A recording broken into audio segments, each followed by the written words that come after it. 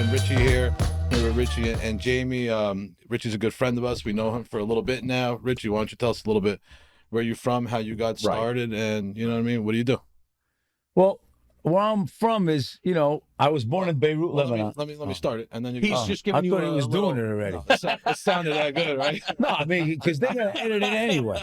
No edits. Well, we haven't needed to edit to this point, right? Edited. Did. Can you clap us in, bro? We really like to clap in, man. It gets me.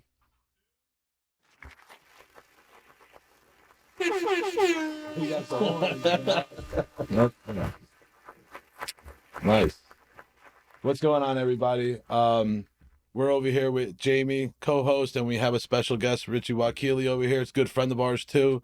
Glad to be here. Rich, thank you. Welcome, buddy. Thank you for coming. Love you guys. Anything you do, I'm there to support you guys. We have a lot of fun when we get together. We talk a lot of shit. But you guys talk a lot of shit. I'm always straight up. Yeah. But, me and Richie spent some time too in Florida. Yeah, 4 strict days. We right? bonded with Tony Robbins. Tony Robbins, yeah, we did a little seminar, but it was good. I got to know Richie, and we've been to some events. He hosted us actually for Tony Robbins. What a gentleman. What a I'm guy. next. What a guy. Right? Whenever you're ready. I'm on that short list next. Absolutely. Next TR, here I come. But we did get the bond. You know what I mean? Richie's a great guy, and I'm glad he's on our show today. And my wife loves you guys. We love Kathy too. I know we you might do. love Kathy a lot more. You.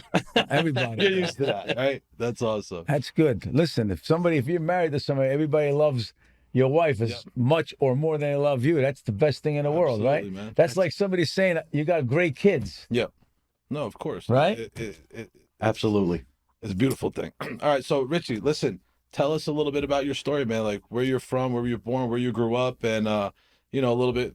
Tell the audience what you do. Well, I was born in Beirut, Lebanon. My father actually, he was born in Palestine at the time when it was Palestine, which is now considered Israel. Yep. But they moved to Lebanon. He married my mother, which was Lebanese, and he always had a dream to come to the United States, like everybody else. Yep. And he came here alone. Spent 16 months. He got here. He's borrowed $600 to get here. Landed here with $200, and was working. He started work. He was a shoemaker in Lebanon, but 16 months later, he brought us over here. I grew up in Paterson, New Jersey. Oh, cool. And went to high school in Paterson. What did your father do when he came here? Did he still do the shoe thing? Or? Well, my father, when he first came here, he landed here with like $200. He had 4 kids and my mom still in Lebanon. So you guys were kind of rich when you got here. Rich my ass. And living it up. $400 back then was a lot of money, man. Well, that was in the 70s. Yeah. He didn't come. He was almost 40 years old. My father was 40 years old when he came to this country. Oh, wow. And what year was that, Richie? And I think it was 1970. How old were you when you came over? 8 years old. Got it. But 16 months later, he had purchased the house. Oh, wow. Furnished it, and then he brought us. Because nobody wanted to rent to a guy with 4 kids. But even today, it's tough to, for people to get housing with 4 kids. But what he did is he came here. He started working as a shoemaker in a store at the first floor of the Empire State Building. Oh, wow. That was kind of tough getting back and forth. He had some friend of his from the Middle East. He told me he had a friend that owned a gas station. He started pumping gas for this guy on 21st Ave in Paterson. Mm-hmm. Beautiful part of town. And he told, well, listen, it's still a good area. It was called People's Park back then, that area. And he told the guy, he goes, listen, I got 4 kids, my wife, I want to bring him here as soon as possible. What do you pay for the guy to plow your parking lot? I would love to take that on. I'll come here 4 hours, 5 hours earlier than opening up. I'll come here 3 o'clock, 2 o'clock in the morning. He did whatever. Whatever he did, whatever he had to do. He brought us here.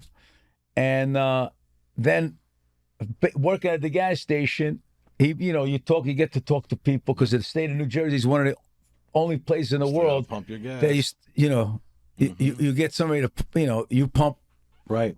people pump your gas. Yeah. So, you get to know a lot of people, and people love my dad because he was a gentleman, a gentleman's gentleman, my father, God rest his soul. And, one guy told him, because People's Park was mostly Italians over there. Listen, Joey, you're a good guy. I don't know if this year you got your family coming.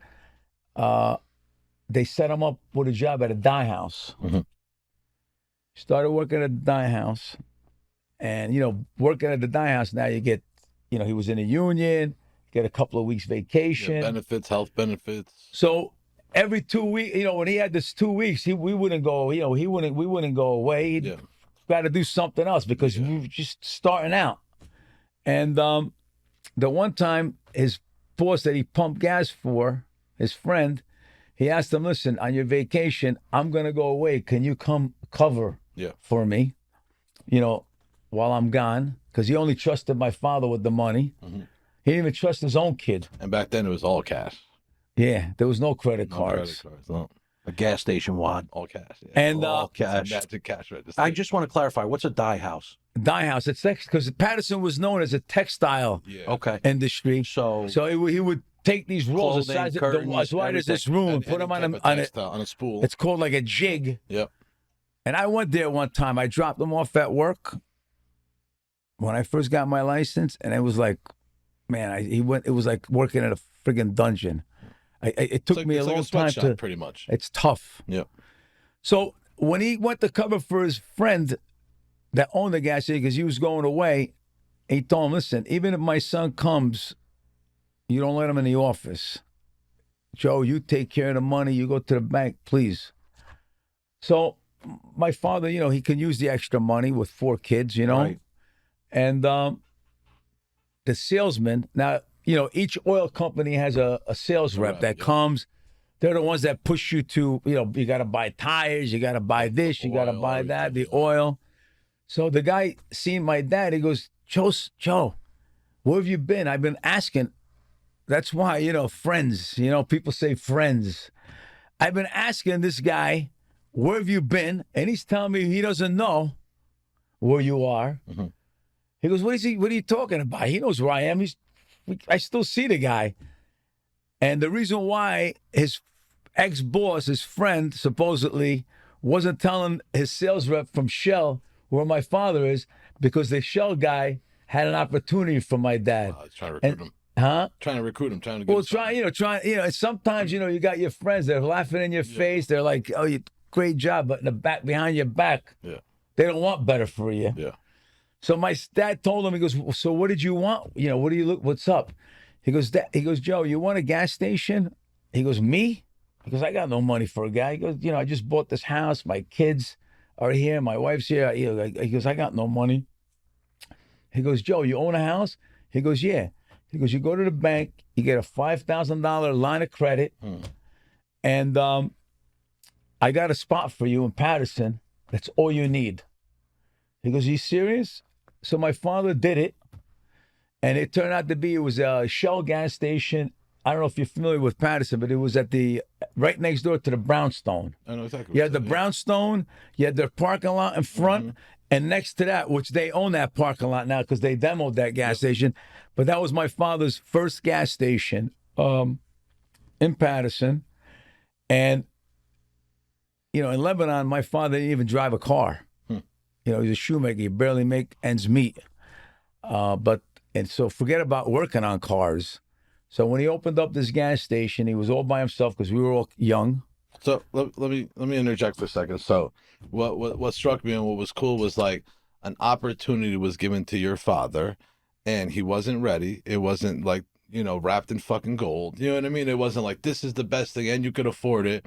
It was like, you're going to have to do some shit to figure it out. And it was like, cool, either refinance or get a loan based on your house. You got 4 kids. There's a lot of risk in there. You made it seem so fucking easy because you probably told the story a bunch of times, but I'm sure for your dad was like, it's fucking now or never. Like, this is a big, because he was going jump. from a steady paycheck. He was comfortable, with a lot of overtime, with benefits, and now he's going to go back to big be question, barefoot again, basically. a big Right. question mark. Yeah, like it's not. There's no security. Yeah. And he did it. He did it. Listen, even coming to the States, because listen, I'm going to back up a little bit. Being that my father was actually born in Palestine, he was Palestinian, Yeah. and my mother was Lebanese. Even though we were all born in Lebanon, Mhm. if your father, there's a lot of countries like this in the world that not everybody gets a citizenship if you're born like we do in the United States of Yeah. America. If your father's not born in that country, if your father wasn't Lebanese, Mhm. the Lebanese government wouldn't even give us Oh wow. Lebanese, what do you call it? Citizenship. Yeah. So my father looked at this. He said, you know what? If I stay in this country, my kids are always going to be like second-class citizens. Yeah. He started going to the movies, Oh wow. learning, English. watching Western movies, The Clint subtitles, Eastwood, John Wayne. Love it. He learned how to speak English that way. Yeah. And his brothers were already in Canada. His first opportunity was to go to Canada, and that would be the easy place. He's got his brothers that are there, that they're established, that he can lean on one of them. Yeah. He said, you know what? I applied for Canada and United States. He said, there's no fucking movies about Canada. No.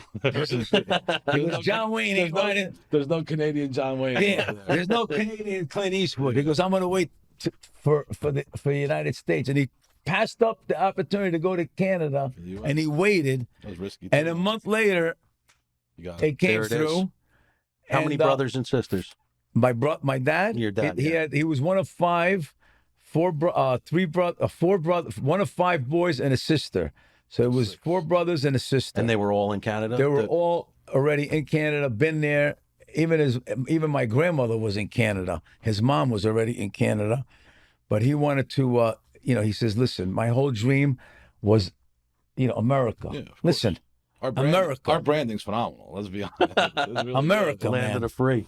Hey, when he came here, did he like speak in a Western accent? Was he No. He knew That he would've been knew great. he Did knew he how to wear say cowboy words, but hat? he was speaking with an Arabic accent. All right. So what languages did he speak? He spoke actually because he was born in the Middle East, raised in the Middle East, so he spoke Arabic. Okay.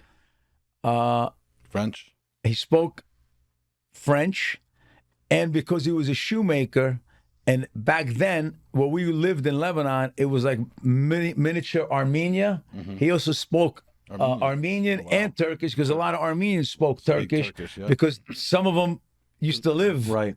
in Yep. Turkey. So he was very, very. Wow, he spoke basically 6 languages. after He learned spoke. English. I'm telling you, for a guy that went to 4th grade. Yeah. Only he spoke a lot. He was a very, very intelligent guy, very mellow, different personality than me, but mellow. He got things done, but Is that the? You said 4th grade. Is that like the basic primary there? yeah, 4th because my grade? mom actually went to the 4th grade also. 'Cause my parents went to the 4th grade too. Yeah, Like, what- that was I guess- standard. They were like, read, write. All right, go back to No, I think what it is if they were working. Mm-hmm. What age are you at the 4th grade? I forget. What is that? Like 9, 10? 10 years old. Like Yeah. 10 years old. So at Yeah, 10 years yeah. old, they figure you go work. you can Right. you can work, can help the family out now. You can do something, Right. and that's what it was. Yeah, Right. it was.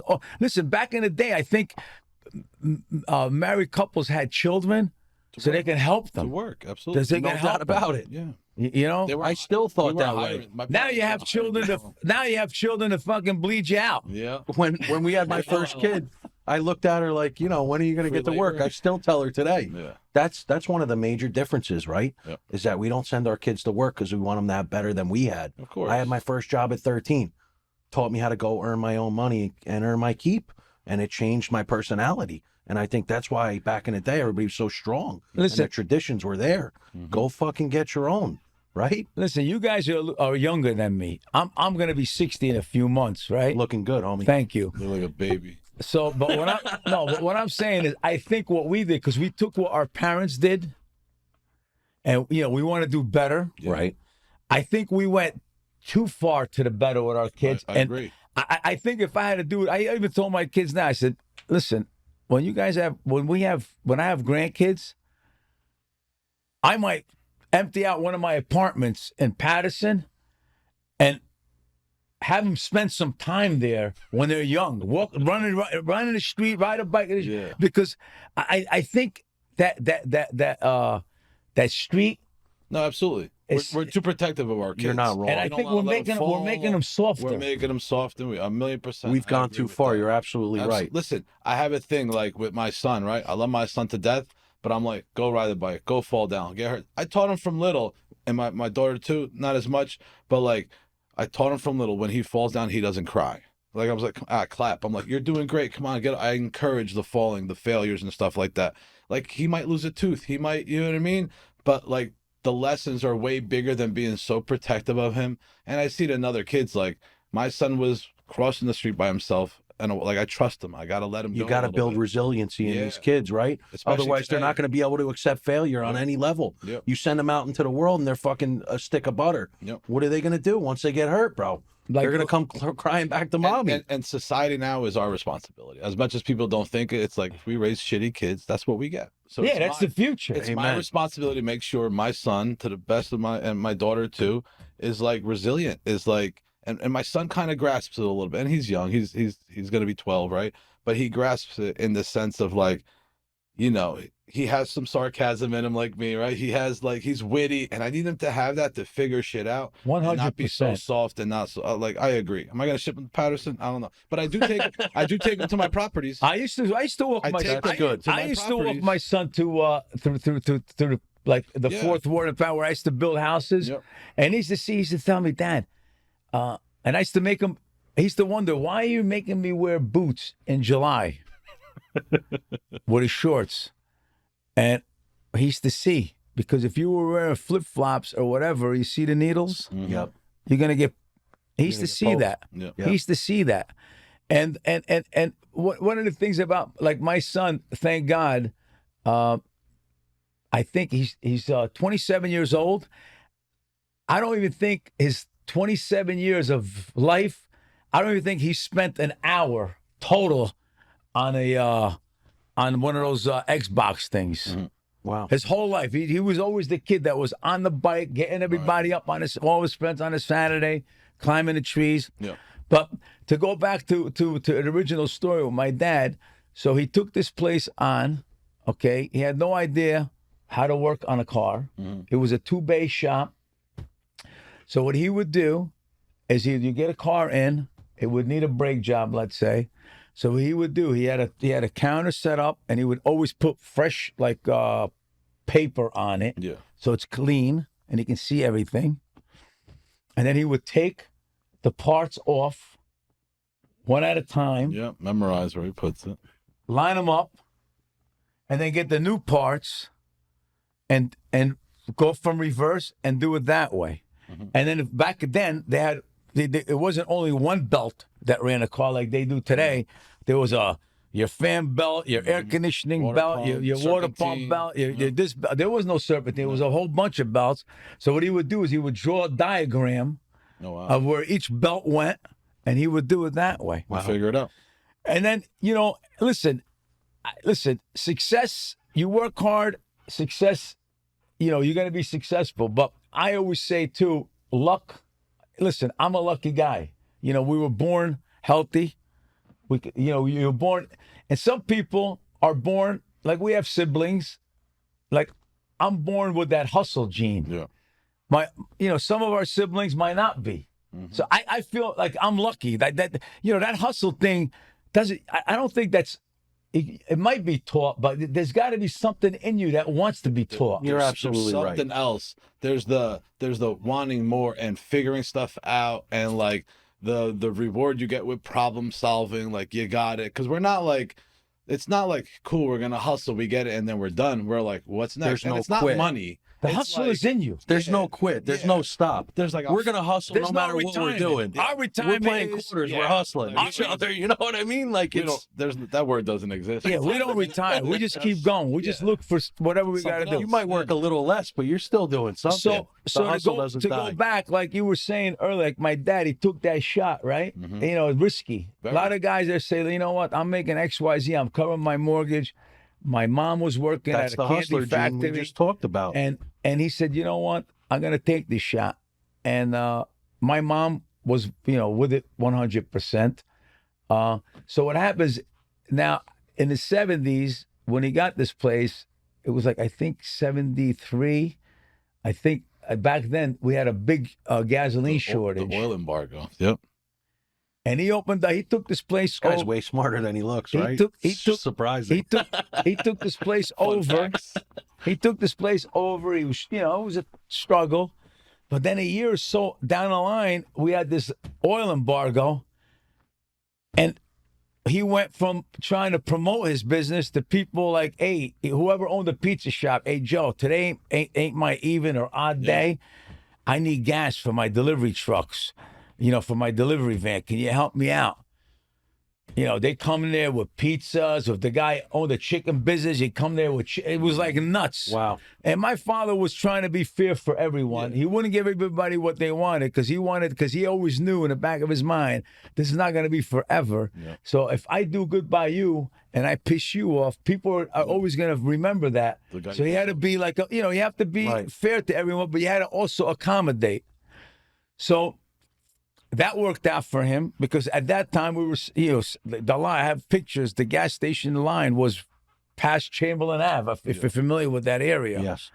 So in 1974. Gas lines. Yeah, I remember. We just had them a couple of years ago, right? Right. Shit was almost a mile long. So you're right. He had a little bit of luck, right? There took was a luck. chance. He had his back against the wall. And four kids to feed. And it's okay. It's okay if, God or the world throws you a lucky bone once in a while, and you should talk about it because the guy that's struggling and he can't figure it out, he's got to know that there's some luck in there that might come to, so he doesn't give up. Absolutely. You know what I mean? Yep. There is luck, man. There is luck. There's luck, right? There's luck. There's blessing, opportunity, whatever it is, right?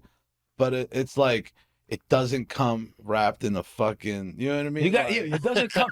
I just want to exemplify that. You're absolutely neon light that's flashing. Luck. Listen, luck comes wrapped in a problem. Luck is also in hindsight, right? It's like after you've been through it, they go, "You were lucky." They'll look at me like, "Oh, you were lucky. You had this." I'm like, "Lucky?" Like, you know what I mean? Like that's just what my story is. Or they'll look at you and you're successful, like, "Oh, you must have been lucky. You hit the fucking lotto." There is a part to it, right? But it's like so minimal. It amplifies everything, that having that little bit of luck. But I think even before you receive that luck, you got to be a good person. You got to have great energy. People have to like you. Do you know what I mean? Like your dad wouldn't have gotten none of that shit if he was an asshole. The guy was looking for him, his own friend. Yeah. The guy his own friend that he only trusted my father, not his son, my father. Yeah. He wasn't even trying to get him to be found by this guy. He goes, I don't know where he went. He took, he doesn't work here anymore. I got to tell you, it's a common thread, even in my business. Like, I lose chefs, I lose sous chefs, and I tell them all the time. When I first started my business 10 years ago, I opened Saddle River Inn. If somebody left, I was mad at him. I was angry. And then I grew up and I learned, if I'm on this guy's side, I want to see him win no matter what. Yeah. If you're leaving me to go for a better opportunity, high five, God bless, the door is always open. And if you need me, I'm here for you. Absolutely. Man, and that's the way, man. Always. Honestly, you go through life learning. Listen, I could tell you stories of, how I've helped guys that worked for me. And, people that work for you, if they're loyal to you, that's your business. Like, without loyal people, without people that like are jealous of your business, like in other words, like they treat your business like their own. Right. Over years and years and years that they do that. I used to have guys that worked for me 12 hours a day, 7 days a week for 2 years straight. And then they would take a month off, 2 months off to go visit their family in India or whatever and come back. But these guys that used to do this for me, that worked for me I helped them get into the gasoline business when they had the money. Yeah. And they have more fucking gas stations now than I ever thought about having. Yeah. But they still keep in touch with me. Yeah. It's all right to help people, man. You got to pay it forward, bro. So and this guy reminds me of that a lot. But with this Tony Robbins thing, that was the whole thing. Like, he goes, listen, I've come through a lot of obstacles in my life. Right. And I'm in good shape, and it's a work in you work hard at it all the time, And he goes, "This is my away from me." And I said, "When I play, how much do I owe for Tony Robbins?" He goes, "Just pay it forward." That's amazing. That's what he did. Somebody give me my free ticket. And he reminds, and listen, and sometimes, you know, you go through life and you forget. And then somebody puts a guy like Phil in your lap. And I didn't know him from Adam. "Oh, you guys want to come? Great." My wife was like, "Yeah, let's go." You know what I mean? And we went, and I asked him, he goes, "Just pay it forward." And, you know, he reminded me of that. That's why you're here today. Maybe 2 years before that, I wasn't thinking about paying it forward. Right. You know, you forget. You get caught up, and you forget. No doubt about it. So anyway, when he had the gas, you know, with the shortage, and I remember in 1974, he went out and he bought a brand new Pontiac Catalina 4-door from Raymond Pontiac in Patterson. It's not there anymore. And, you know, back in those days, he got it from the dealer. He took it right to another guy. Before he even brought it home, had some guy fucking wrap the inside of it with that saran wrap, with those bubbly You things. got protected. It looked like a dining room set. Like my mom would do all the seats and shit. My You got grandmother would protected leave the forever. love seat and the sofa wrapped, you know, in her front room, her parlor. But you know what? And at the time when the gas shortage, you know, the oil companies gave you couldn't buy as much gasoline as you wanted. Yeah. They looked at your previous sales over the years, and they gave you an allocation of a percentage of what you used to sell. Yeah. So what he did is he bought this Pontiac, he had it all wrapped up, and then what he did is one day he said, "You know what? Instead of me opening up every day," he told all his cousins, he put a sign up. He blew out through his monthly rationing, you know, his what he was able to buy. Right. He closed the place down, put us in his car, and he took us to Disney. Oh, that's awesome. Wow. That's really cool. I'm telling you, my father, man, he was a great father. He was Sounds a great like a dad. class act. Great dad. He took us to Disney. We drove there. You know, I remember like it was like 1974. I mean, we're in Disney. We barely, you know, spoke English. I didn't speak any English when I first came to this country. As a matter of fact, we spoke so little English that I have a younger brother that's at the time, we were like a year apart, less than a year apart, but at the time he was bigger than me. We didn't know. I guess when they enrolled us in the school, nobody looked at dates on birth certificates. They looked at him. He was bigger. They looked at me. I was tiny. They put me in the first grade. They put him in the second grade. We didn't find out till like 3 months later when somebody was helping us out with our homework. Yeah. They were like, "Richie, aren't you older than your Robert?" And I was like, "Yeah, why?" I didn't even know he was in a higher grade. And they were like, "Well, your book says grade 1, his says grade 2, and they switched us back." That's funny. It's crazy. How long did it take you to learn English once you got over here? You know, it took us like, 'cause as being young, you grab onto it. Yeah. But you know, it depends where you go. Like growing up in Patterson, my first English words was the curse words. Of course. Because everybody was cursing You around can curse on the show, Richie. But by those the were way. the most important words at the time because you got to tell people to go fuck themselves. Oh, when they yeah. fuck with you. Sometimes they still are. Yeah. Oh yeah. There's Oh, only yeah. one word that works sometimes. As a matter of fact, Love language. I have a tenant in one of my commercial rentals. This kid, you know, he's an African American kid. He called me. He does CPR. He certifies people for CPR. So he sounded like a little bit like on the phone. I said, "Listen, let's meet up." I meet the guy, nice kid. I said, "You know what? You got no credit. You got no this. You got no that." I said, "I'm going to give you a shot."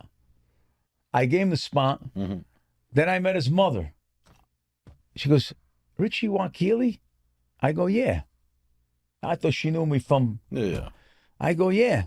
She goes, "You don't know who I am?" I go, "No." She goes, "Upshaw." She goes, "Yvette Jones's cousin." I said, "Holy shit." And it slipped out. Mm-hmm. I said, "My God, you guys were the first black people I ever seen in my whole life."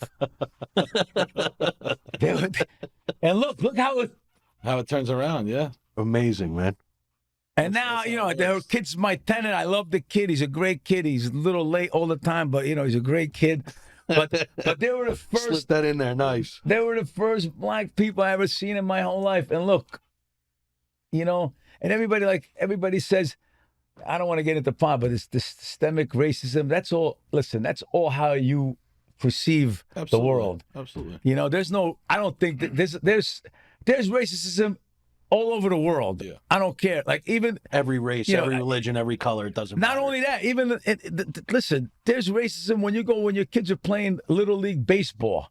You're from one town, the other guy's from the other town. There's animosity there too. It's No more doubt of like about it. competitiveness maybe than like racism. You know what I mean? Is there racism? Absolutely. But it's human nature to be competitive and to like talk about the opposing team. It's also human nature to be compassionate and loving, right? Correct. We see our kids run around. They don't say, I'm not playing with him. You know, that's taught. No, it's taught. And it's really actually pretty sad. Yeah. And the fact that we keep talking about it gives it power and steam. Of course. That shit would have been dead years ago. But, you know, that's another conversation for another time. So I know you're trying to keep it politically correct today, Rich. So I appreciate that. So my dad, Just say fuck. Say it one time. fuck, suck. it's gonna be like we're gonna get him. Cock balls. Fuck. So, so he had the station in Patterson, but being in Patterson, in that area. By the way, we're going to need 6 more hours because we're in 1974 right now, brother. yeah. It's all good. Well, we're gonna have to do more of these. That's all. You enjoying I'm yourself? gonna have to fucking, be the next co-host. Wow, that'd be great. Guys, Look, hype he's me a up. table over there. He's Yeah, liking this now. The next co-host, maybe. But at least I can be free because when I did the podcast with my wife, I couldn't really I was like, Oh, this is like I was like, no holds barred. this is the exact I was opposite, getting brother. pinched and smacked and No, the world is yours. It's right there, that's Richie. it, baby. By the way, We're gonna do co-host, it. you're We're going to gonna take take a Phil's spot. He picture of can't him, seem to be on time lately, so. Yeah, we're gonna tough. next Might have time to we're gonna replace tell. me. Bro, how many watches What's you need today? to show up on time, What's today? brother? What's up? Today's Tuesday. What's today? Tuesday, Today's right? Tuesday, Next time yeah. we tell them it's Monday at 1:00. I'll cut you early. I'll get it together next week. So- All right, you promise? Next week is 2:00. All right. You know. I'll be here at 1 anyway. All right, so cool. Your dad's got the one station, right? How did he go from the one station? How did you kind of get involved till? Well, that's why I always, so he always loved, he went out to California for a trip. He fell in love with California.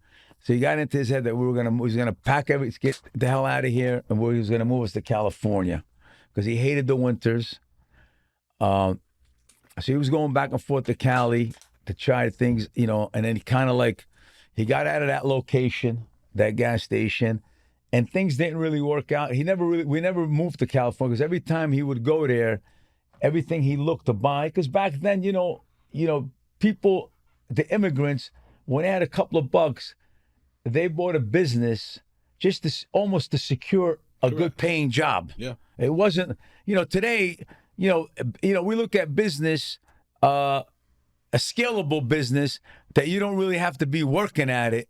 That to me, that's the business that I want to be in. Right. But, the foreigners, they buy these convenience stores, they buy these supermarkets, they buy these gas stations.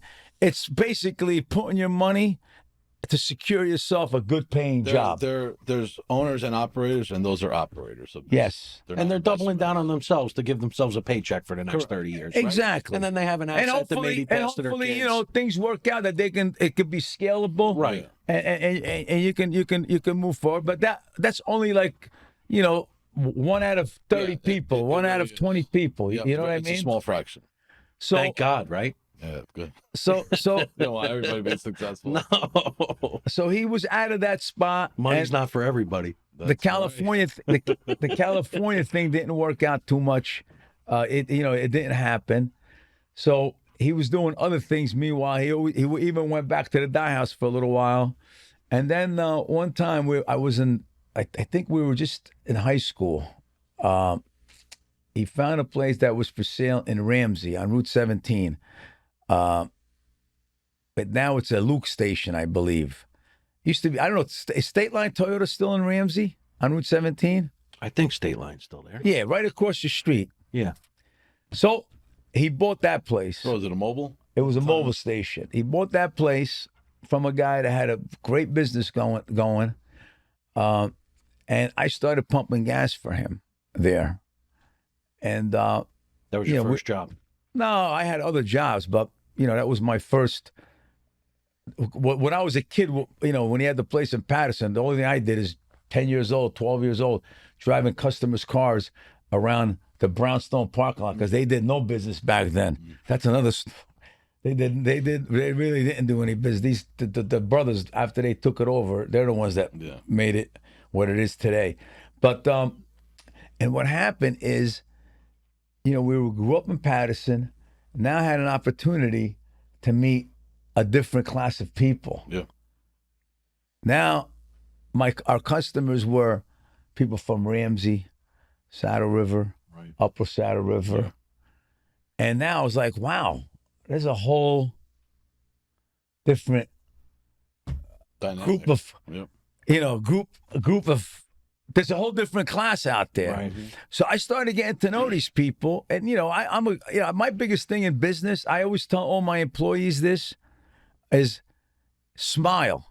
It takes no effort, and once you smile in a customer's face, their guards go down. Mm-hmm. There's no, you're not. And listen, if you're in a restaurant business, they already know what they're coming there to eat.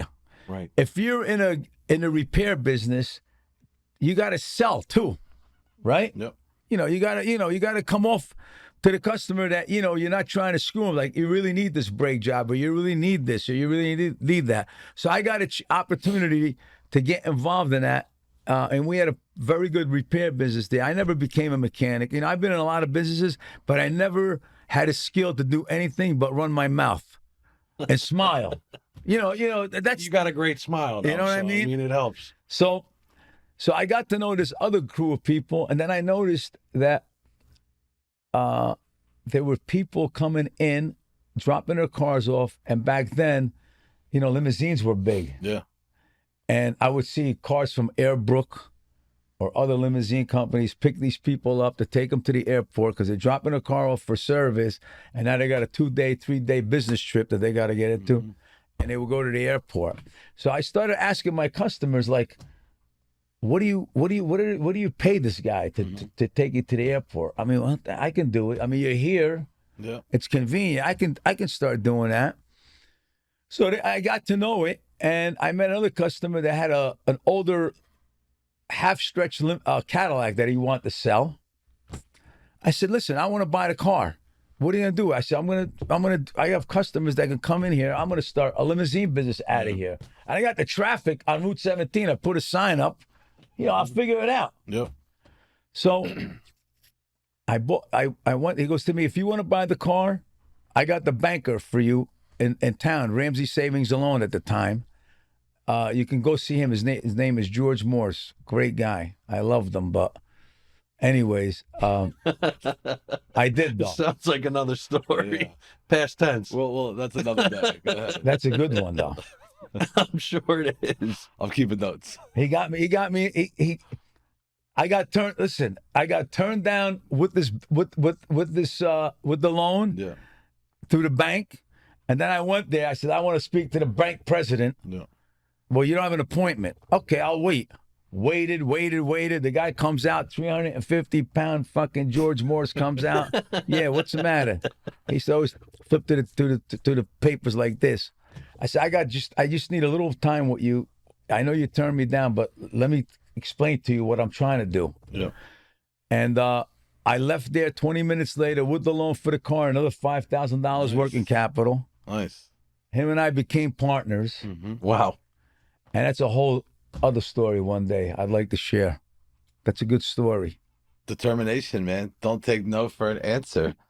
I love it. That's why. And what you said before too, you're like, I don't know, I'll figure it out. We say that all the time. They're like, what's your game plan? And listen, we do the work, we do the research and everything, but there's always that 10% we don't know, and it's the I'll figure it the fuck out. Most people get stuck on that 10% analysis by paralysis, you know what I mean? And they or paralysis by analysis, and they don't fucking make a move. And I think They never take a that's shot. the hustle in us. That's the fucking and the fun too. Like, let's see what the fuck happens. You know what I mean?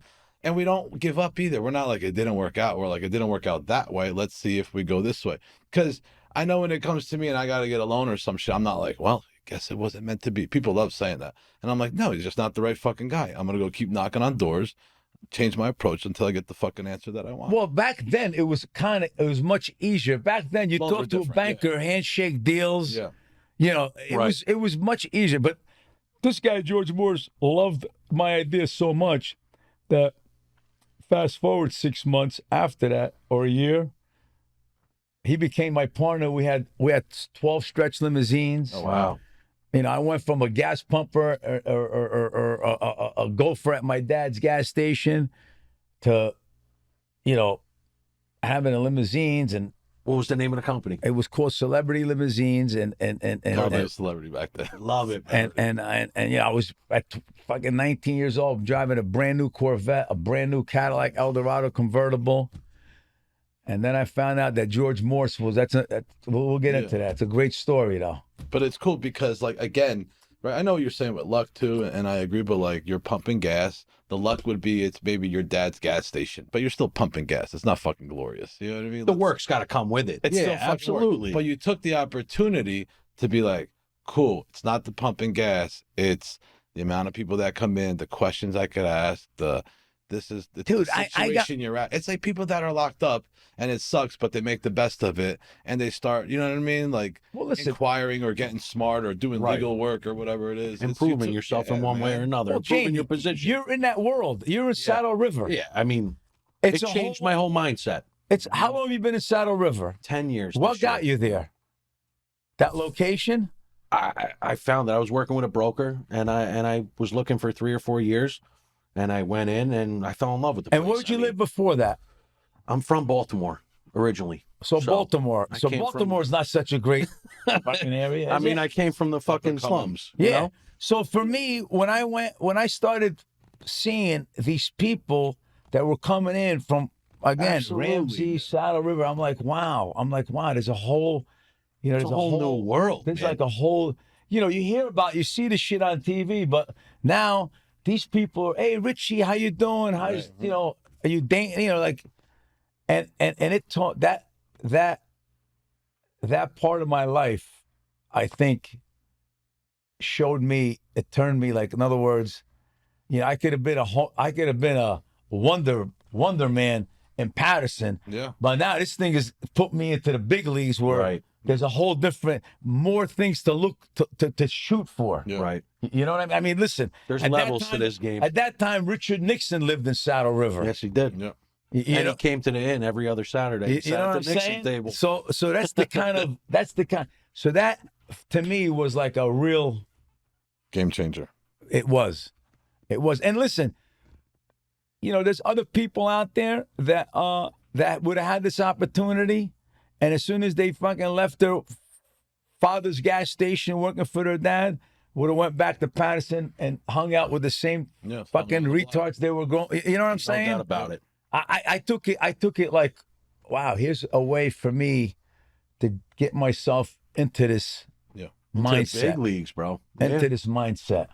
You know? You mentioned it, and you're right. I remember before I went to my meeting at the Saddle River Inn with the old owners, I drove around Saddle River for 30 minutes, and I said, I'm in fucking Beverly Hills in New Jersey. Mhm. I didn't know it existed. I grew up in Nutley, you know? I knew it was there. Like you said, it's on TV, it's Yeah. around. But until you're immersed in it, you don't really know what it's like. Yeah. And then Yeah. you see it and it's in your face and it changes what you want. And- And it changes your level and the way you look at the game and everything you desire. You know, it just, you know, and it's a good thing. And it's not all about money, like Phil says. And what It's- you're seeing on TV, you know, it's so far away because it's not, you know, what you see on TV was in It doesn't even have Beverly real. Hills, like you just said. Exactly. It wasn't, you know, you didn't know. Like, even, you know, listen, even where I live right now, I used to drive through that neighborhood going to Pleasureland Pool. You guys don't even remember, in Oakland.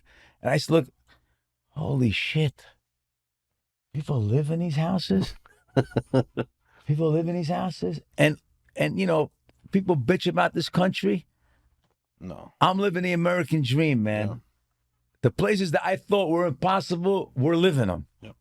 You know? Yeah. What's funny is like, so that's kind of like manifestation too. Like the house I have now is like, I drove by it. It's in Montclair, and I was like, one day I'm gonna fucking get it. And I got the exact same house. And I do that with like, and I still can't believe like, I do it with the other houses that I see. Do you know what I mean? And I'm like, one fucking day, and it comes true because like I'm putting the energy in it. But like that's the whole thing. Like I didn't know. I tell everybody like I didn't know I lived in the hood till I moved out of the hood.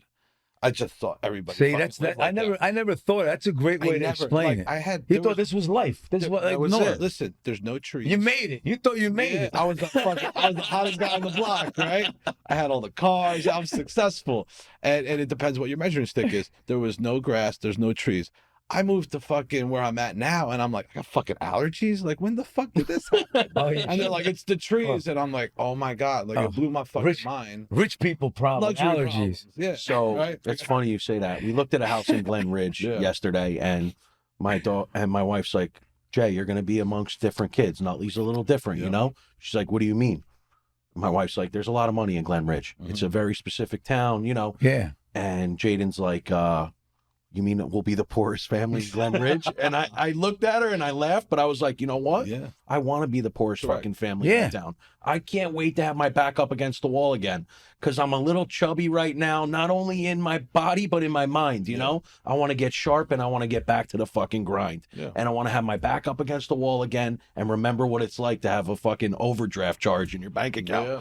Those are that's crazy, right? To think about, but that's the hustler spirit in me. That's the hustler spirit that you have, that your dad had, that said, fuck it, I'm not going to Canada. Yeah. I'm going to be Clint Eastwood and Anderson. I'm going to where it's hard, where it's difficult, where I don't know. You spoke about like overdraft fees, right? Which is funny. It's like my bank account is low almost all the fucking time. Listen, I would love for it to be flush, right? But like looking at it once in a while, it's like, all right, it's time to like you said, man, it turns that switch where like, all right, I'm not waiting till it's fucking hitting zero. And they're not bad things. It's like I'm always investing in shit, but I'm like, all right, it's like one of my measuring sticks to keep going. And it's not money. It just means like when I thought I'm doing good, obviously I'm not. That's my measuring stick and I got to push. But being uncomfortable is also what makes me get creative. Having shit happen. I don't look for it. I don't want to live in a shitty fucking day all day, right? Or problems. I love problem solving, but it does make you creative. It's like he said again, like when he was pumping gas and he saw them fucking driving to the fucking airport and you weren't like, oh, it must be nice. You were like, wow, that's fucking interesting. I can do Maybe that's I can doable. do for it. me. I can do this. Yep. I mean, can do listen, this. I'm paying. I don't know what my dad was paying me back then, but it wasn't a lot. Yeah. So I'm saying, oh, you pay this guy $45 to take it to Newark Airport? Shit, I can get in and out of that motherfucker in an hour. I'm gonna make $45, and I did it. Listen. I really one day I'm gonna tell you guys. I would love to tell the story. I was in the limousine business without even a fucking driver's license. That's another crazy ass I mean, shit. can't we just roll through the story? I want to hear I it used so to fucking bad. drive Phil Esposito, Yogi Berra, Whitey Ford, no fucking driver's license. But back then, if you drove a limo, They're cops not weren't pulling you They're over. not Hey. pulling you over. They kind of do that with nice cars too. They're like, you got money. We're not going to fuck with you. But yeah, we just did it. Yo, you have insurance, a limousine insurance? Yeah, I got fucking insurance. I left the limousine part out. Yeah, I got fucking insurance. plus, when you're a kid and you own nothing, Yeah. if you get sued, What are you taking gonna me get out of from here? me? Take nothing, exactly. But Fearless. and listen, that's part of the risk. That's part of like not waiting till everything's right. You got to strike when it's happening. You got to do the momentum. But the You only gotta thing, go forward. sometimes I still feel myself, not shaking the street. Mhm. I understand. Sometimes you get to a certain age, you got to shake that a little bit. Mhm. But I still see myself. And that scares me because, I preach to a lot of. That's what a big problem for me is. I preach such good things to a lot of people, but once in a while, I should get my ducks in a row, like estate plan. Like I've been trying to sit down and do an estate plan for the last 10 years. I haven't. Yeah. And it's crazy. I don't even have. What do you think it is I'm- behind it? I'm Does it maybe scare you a little bit? Your mortality, like No, I don't care. Nah, Listen, we're all I gonna don't know. die. I It's wanna not- know. I'll say it mine, right? Okay. Because I have the same. I'm supposed to do that shit too, right? And even my like, and again, I need to do it, right? But I'm so focused over here with the hustle and bustle and everything else sounds like an excuse to that I me. don't. No, it is. I'm not. No, but I gotta tell you, like that's where I'm at with it. You know what I mean? I have to make time for it and prioritize it, but it's not as attractive to me. I know, but I don't even have a will and testament. I That's never pretty had a. bad, right? I'm telling you, I'm 59 years don't have a old. will? I never had a will, and Wait, my wife how- and I are on how- a plane how- every month. How in this podcast did he go from 60 to 59? No, I'm gonna be 60. I Good. said. That's pretty No, I'm good. gonna be 60. My man's going I said I'm- If you're backwards looking here. for anti-aging, this is No, I'm gonna Richie be 60. Wakile, the world is yours. Hey, listen, my birthday is January 16th. we just make you feel that good that you just feel. But what I'm telling you is to go back to the getting your ducks in a row. yeah, Listen, when we were growing up, even 10 years ago, even 5 years ago, 20 years ago, dude, we lived in a different world. Yeah. If you look at where we are right now and go back 10 years only, different world. no, night and day.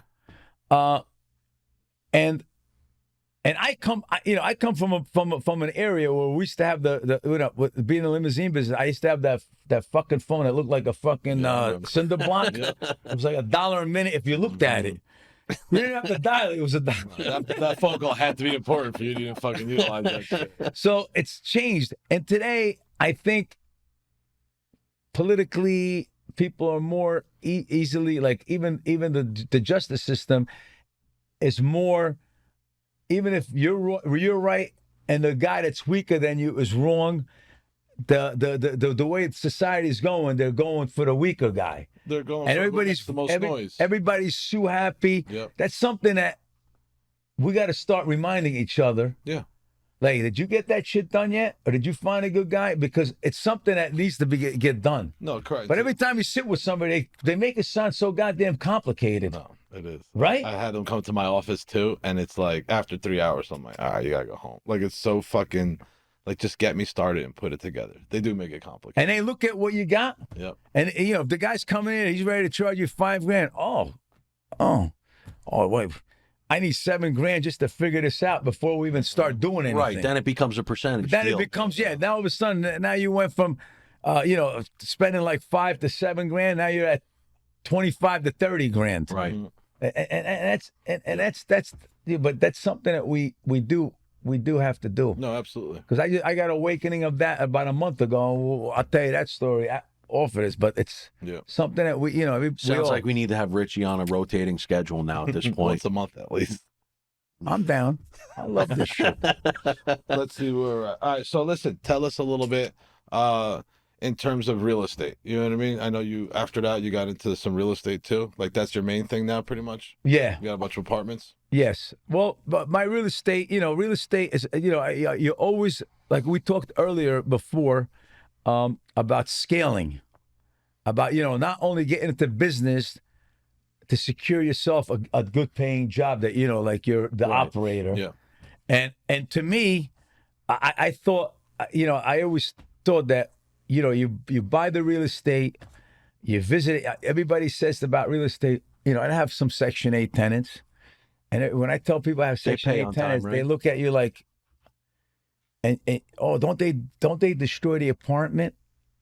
What are they destroying? Formica fucking countertops, sheetrock? What are they destroying? They are. They're destroying it. They make a shit of it. But at least at the end of the day, that to me, that's the easiest scalable business because you're not there every day. People say, "Oh, isn't being a landlord a pain in the ass?" Yeah, you get a running toilet, you get this, you get a crazy tenant. But when you're in business every day, It's like and that. you got employees, and let's say you're lucky enough to have 10, 15, 20 employees, you're dealing with 20, 15 different fucking personalities. Who's got having a bad day? Who's having a bad week? Who's having this? And clients. Oh yeah. All clients on top of that too. So when you're dealing with to me, I think to me the reason why I went with real estate is to me the easiest scalable business because you really don't have to fucking watch every move. You don't have to be there. Correct. You don't have to change your recipes. Yep. You don't have to change. No, it's true. You're right. You don't have to change your linen. You have to get one client for 12 months, and if that doesn't work out, you get another one. You don't got to get clients every day. You ain't got to fill your book every day. You just got to scale it, though. If you have just like 3 apartments, obviously, that's not going to do it. But you do start with 3, and then just like he said, scale, and the rewards are a lot greater. But what happens with people is they'll ask somebody who wasn't successful at real estate, and they'll be like, "See, Bobby over here told me that it sucks. He had tenants that don't pay." They don't ask the people who are successful and are like, "How do you do it?" right? Because that's like the majority of people. They have that mindset, like you said, that Well, it's fucking the worst thing on earth. I'll give you an example. In your business, the percentage of your business, how much is your payroll, the percentage? I mean, you don't have to answer it. Typical restaurant business is 30% payroll, 30% food cost. Okay. 7% are under in rent, 2% miscellaneous. Daryl always tells me about him with the restaurant. Yeah. He'll tell you like to No, the he's T. organized. He's systematic. He is. Yeah. I don't like it. Why don't you teach Tits some of that shit? Is Daryl's nickname Tits? Oh yeah, you ever seen By the way, today's episode is brought to you by Pizza HQ right here. We're sponsored today. Oh, you are? Yeah, so instead of buying it, Oh, good. That 8B, fucking check is gonna bounce too. Tits McGee is brought to you by Tits McGee. No, but so 30%. Yes. Right. That's fantastic. That's a well run. Yeah, because I'm Listen, gonna tell you the something. restaurant If you have business these days are. and I'm not talking trash, but I'm telling you facts. If you've got Tits running your restaurant, it's probably 75 fucking percent. Hires everybody. Yeah, he's got fucking. The people are bouncing off each other. But to go back logically, because it's a business, real estate. That's why I tell my tenants, listen, this is my bread and butter. So when you don't pay me, and if I'm collecting a late fee, this is my business. Yep. This is my, I owe bills too. Just like, you Thanks, owe me, everything. I owe, there's another guy behind me waiting to fucking get paid. Right. Mm-hmm.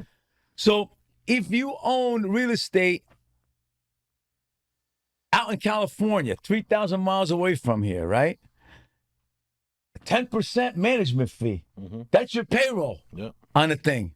You see what I'm saying? So Yeah. you could, it's an easier scale. It's cheaper. Our payroll on any business is a big number. Right. This is real estate. If you're not even running your stuff, what do they get from? I don't have a management company, but what do they get? It's around 10%. Like 10%. Do you manage all your properties? Yes, I do. And I love the fact people tell me, oh, you go pick up the rents? Yeah. You know why?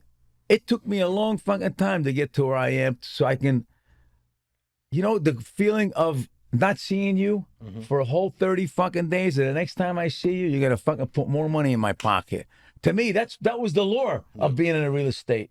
I enjoy collecting the rents. Do you? Collect every rent from every property? No, I get stuff to the P.O. box. But the other lure, the other beautiful thing is, you go to the post office. Like I got where I keep my post office. The guy that works there, Bobby, he texted me today. Don't come today. There's not that many checks. It's still there's still. You gotta wait till after the 5th. Everybody. That's the rules. Yeah, everybody. They wait till last minute. Listen, I'm about 80% done. Yeah. I'm on them. Yeah, that's me. I'm about that. I'm on I 'em. only got a few. I'm on them. Right. And there's the ones that mail it out, and there's ones that won't do a goddamn thing. They won't even start thinking about the rent till the 5th. Or till you get a phone call. And they get their heads so wrapped up into that the 5th, because by law the rent's due the 1st, but they have to the 5th to The pay. grace period. Yep. But some of these tenants, they got that fucking 5th wrapped around their head so much that they think even their move-out date is the 5th when they leave, right? They also time it with when they get paid on Fridays. If it lands on, the 5th or the 4th. It goes by the pay period. You know what sucks? Not by when it's due. Listen, when the 5th is on a Wednesday, everybody's going to be late. You gotta wait till Friday for it. Yep. I have tenants, that her portion was $22 a month of her rent.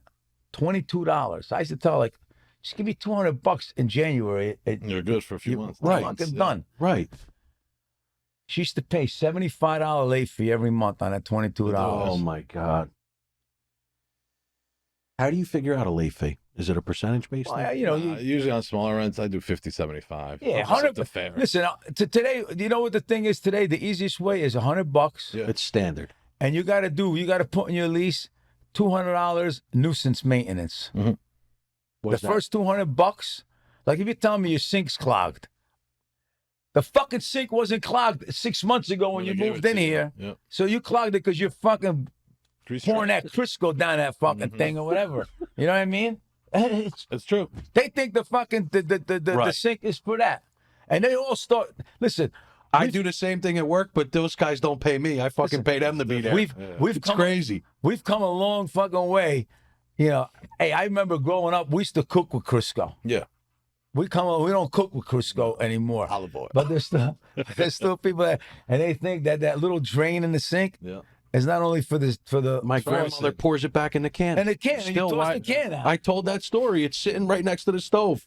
She would cook my eggs and bacon. So that- in that's the stove. runs out. I had 330 but that $200 cholesterol. that $200 nuisance maintenance thing is a good thing because now they're not calling you They know. for any stupid shit. Before that, a bulb went out, they call you. The fucking smoke alarm is beeping because the battery's out, they call you. Now, no problem. I'll change It's it. no problem. I'm not changing it. You're actually helping them. I'm sending that fucking electrician to fucking replace your bulb, and you're gonna fucking pay him $200. I never did that. I've heard of it, but now that Richie kind of like, you know what I mean? He solidified the I deal. got 50 units, so now I know what I gotta do. Leave it here. No, I get it because like Slows it down. it does. You know, it's not. It doesn't. None of this eliminates. It's like the late fee. We're not in the late fee business. No. We're in the like just pay on time, and then there's a consequence to it. All right, listen. Chase Bank is I in the could- late I fee could tell business. We're almost done. So let me ask you something. Real estate now. Good time or bad time to buy? It's always a good time to buy real estate if the numbers make sense. Perfect. A deal is a That's deal what is a I- deal. Does not have to be a deal. Listen to me. What are you getting right now? Everybody's fucking got hard-ons because they're getting 4% on their money. Yep. But if the deal is paying you better than what your bank is paying you, and you're not afraid of it, if the numbers work, If they make sense. if you can, if the place is $500,000 and you can get X amount of dollars to pay your expenses and make a return on it, it's all about the return. That's it. It's never a bad time. You know, and 08, 09, 2010, and everybody thought I was nuts. That time, that era put me so, and it didn't put me automatically. I had to have the balls to go fucking. I went broke. Yeah. I had no more money left. I put everything I had, and people were like, "Are you nuts?" Every time you turn on the news, scary. you know, they were telling you, "Stay away from real estate. Stay away from real estate." But if you believe in this country, in America, and you're getting a good deal you're getting a piece of property for $125,000 that the fucking bank loaned the guy $500,000 3 years ago, and you're picking it up for 110 grand. Best believe you better scoop that up. Absolutely. That put me over. And everybody, even my real estate guy was like, "Dude, are you sure?" "Yeah, I'm sure." "Yes, I am fucking sure because I'm calculating." Yep. 2-bedroom back then, let's say 1,000 and 1,000, that's 24 fucking grand. I'm putting 100. After the expenses, you're getting fucking 14, 15, 16%. And you have an asset that's growing too. If you ever want to utilize Sounds like it, a sell it no-brainer. too. Yep. You made it easy. Listen, in times of crisis is when the biggest change of wealth happens, because it's either you have some balls to go do some stuff or you don't. I bought 32 units in the last year and a half. You know what I mean? Same thing. Most of my friends are like, "You're out of your mind." And the year and a half, the Everything's last year and a half, overpriced. was telling you that everybody's telling you, "Wait, it's gonna crash. It's gonna crash." Yep. Dude, I've been waiting for this fucking crash for 5 years. Same.